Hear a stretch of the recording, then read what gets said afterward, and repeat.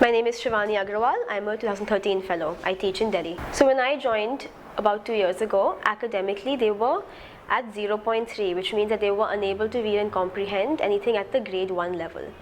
And so obviously compared to their higher income peers who were also in the 4th grade, they were much less academically speaking. Also in terms of just exposure to different opportunities in the world, I think they had very little in comparison. The first day I walked into school, I remember that they were not very interested in academics. They were quite happy to come to school for the most part, but it was mostly just about being in the building with their friends.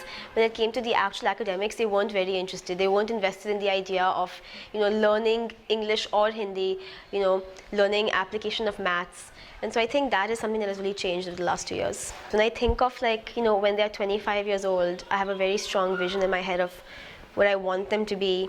I don't think in terms of I want them to be doing this job and that job, but I want them to have really high expectations for themselves, and I want them to be really happy with where they are, with absolutely no regrets, having tried everything. I want them, to be citizens of the world, really engaging with their environment, growing and developing throughout, with an ability to really reflect on themselves and think that if I am not given the solution for how to go forward, how can I create it myself? 2 years ago, someone at Teach for India asked me a question that has really resonated with me almost on a daily basis. She asked, would you put your own child in your classroom? The classroom that you've made for your students, would you put your own child? Is that the bar of excellence in every way in learning that you have created in that classroom?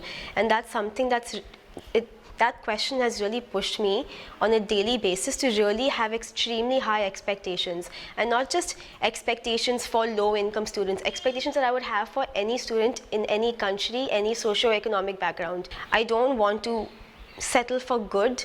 I think good is the enemy of great. I really, really want to try and be the very best that I can be for these students, because at the end of the day, they need someone who is going to guide them through this process. They need someone who can provide them with the skills and the tools so that they can, on their own, use those skills and tools to navigate the world. I think the biggest habit and the biggest tool that I've tried to inculcate in each of them is that of self-reflection. Because if you're able to look within yourself and think about what do I need to do to grow, what's working, but what do I also need to improve upon? What do I need to do to achieve the goals that I have? If they are able to do that for any activity, any endeavor, they will be able to succeed in life. Within the classroom, it can be as small as what do I have to do to understand this maths concept. Thinking a little macro. If they want to get a job, what are the steps to get that kind of job? What does interview prep look like? What skills do I need for interview prep? I've tried very hard to make them understand that self-reflection is a key. I would be lying if I said that I walked into the class and I immediately felt that connection. I was very, very fond of them from the first second that I met them. But I think that connection grows with a feeling of trust and comfort and understanding. And I think it happened pretty fast. But I don't know what that turning point moment was. I think it was just many, many small things that add up, Many small moments of sitting next to a kid one-on-one and explaining a problem, listening to someone talking about a difficult situation she's having at home. It's these small micro moments that when they add up, I think the connection just comes naturally if you are really trying to listen to what these kids have to say. You aren't just here to teach, you aren't just here to, put the sums on the board, have them learn the objective and go home, but you're really here to create a very holistic experience, be, different roles, be like a mentor, a friend, a sister. I think if you have that kind of mindset, the connection just comes naturally for everyone. Teach for India has an amazing resource. There are so many teachers, and something that I found has been really valuable for me is collaborating with other teachers within the organization.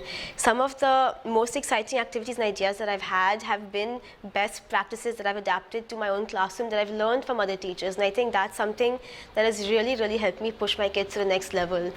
I think I've brought a lot of honesty to the classroom. It's something that I've been very open about from the first day, that I've told them from the first day that, I'm here to help you, and in turn I'm here to learn from you, but for this to work, there needs to be a lot of open communication between us. What are you struggling with? If I'm not teaching something in a way that makes you understand, please honestly tell me. And in return, if I feel like you are not on task, if I feel like you aren't displaying the values that I would like for you to be displaying, I will be letting you know as well. I think just that sense of honesty and of open communication has really, really helped us go forward. My students don't feel scared giving me feedback. So we always say teaching is leadership, and I mean, I very firmly believe that teaching and leadership are very intertwined. I don't think there's any one mold for what makes a good teacher, because every teacher has their own style and different ways of doing things. I do think the common thread between some of the greater teachers is just having a very strong vision for your kids, one that you share with your students, and for which you create structures so that the vision is self-sustaining. So one thing that I want to do post the fellowship is I want to study public policy. I want to find solutions for increasing the effectiveness of school leaders, whether it's through training programs or otherwise. I want to find solutions to make leaders invested, and as a result, make teachers feel better supported, better trained, better incentivized to do the best they can do every single day in the classroom. I've also really learned, one of the things that I learned is that education isn't as simple as just putting in, it's not as simple as putting children, teachers, and school buildings together. There's so much more to it. It's not just academics. A really holistic education includes academics, as well as values and mindsets, as well as giving the students exposure to multiple opportunities.